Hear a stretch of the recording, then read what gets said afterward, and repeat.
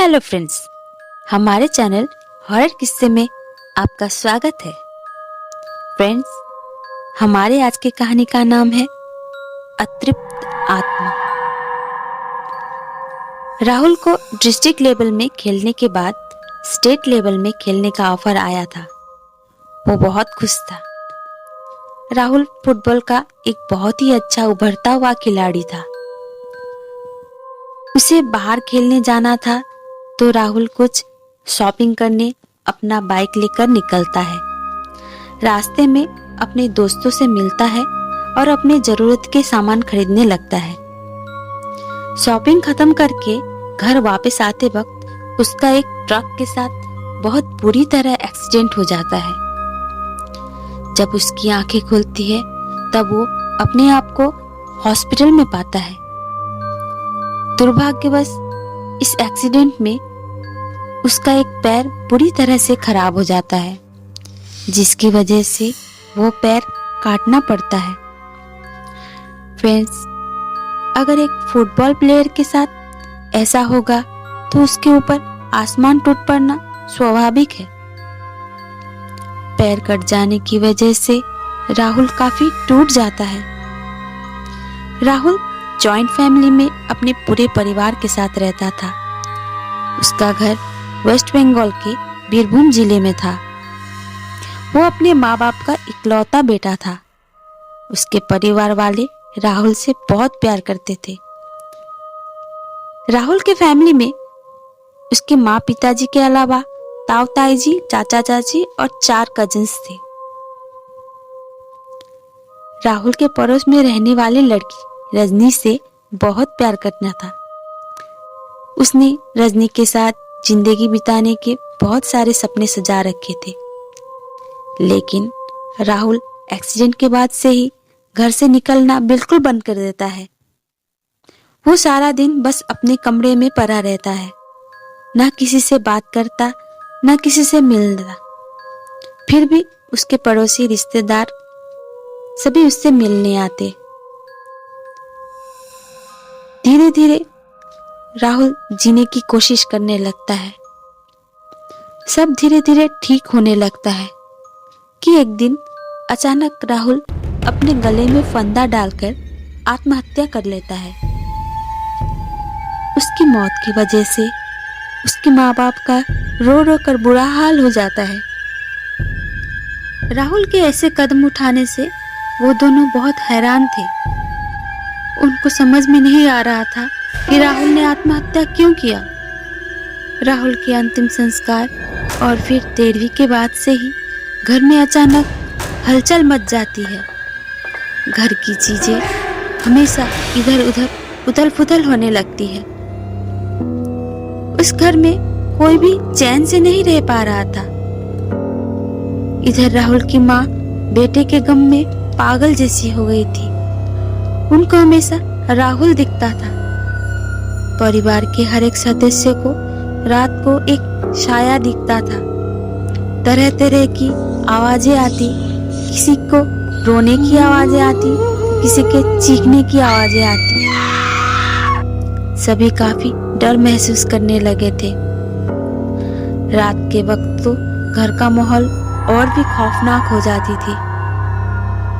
फिर राहुल के ताऊजी एक पैरानॉर्मल एक्सपर्ट को बुलाते हैं और घर में हो रहे अजीब हालात के बारे में बताते हैं। तभी पैरानॉर्मल एक्सपर्ट्स पता लगाने की कोशिश करते हैं कि ऐसा क्यों हो रहा है और कौन कर रहा है।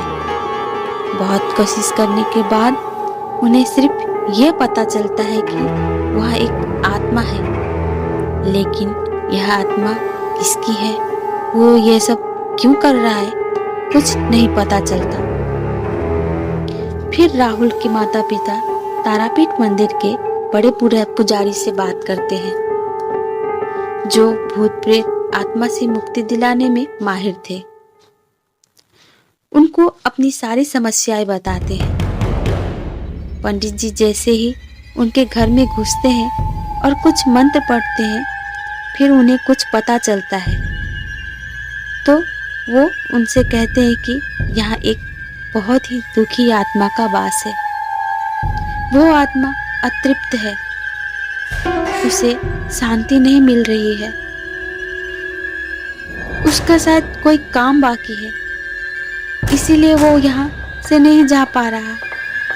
तभी पंडित जी कहते हैं कि ये राहुल की आत्मा है। वो अपनी माँ से कुछ कहना चाहता है लेकिन कह नहीं पा रहा।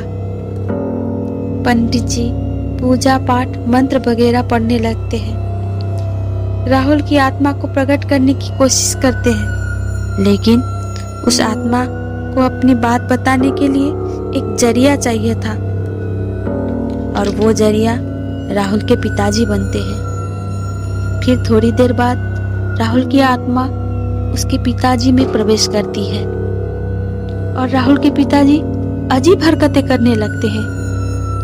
कभी रोने लगते हैं तो कभी राहुल के कमरे में पड़ी फुटबॉल से खेलने लगते हैं। फिर सभी परिवार वालों की तरफ बहुत गुस्से से देखने लगते हैं। फिर कमरे में रजनी की एक तस्वीर लाकर उसके टुकड़े टुकड़े कर देते हैं। फिर राहुल की आत्मा अपनी माँ की तरफ देखकर उनको हाथ जोड़कर कहता है, माँ मुझे माफ कर दे, मैंने तुझे अकेला कर दिया,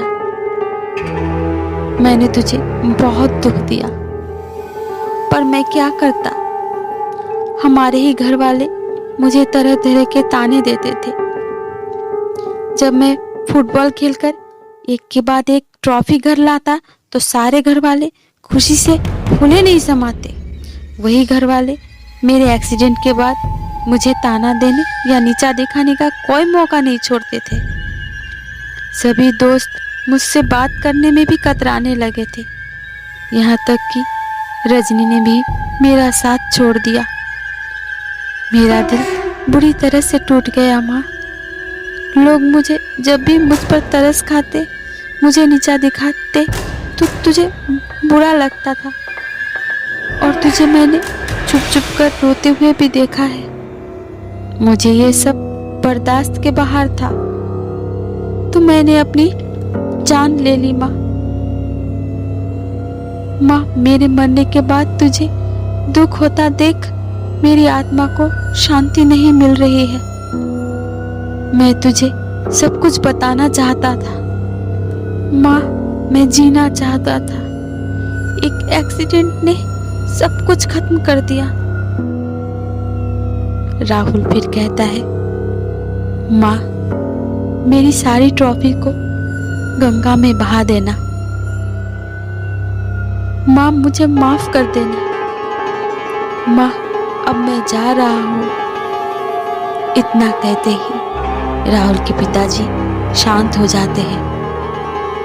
फिर पंडित जी राहुल की आत्मा की शांति के लिए पूजा हवन करते हैं। उसके बाद राहुल के माता पिता वो घर कर छोड़कर चले जाते हैं,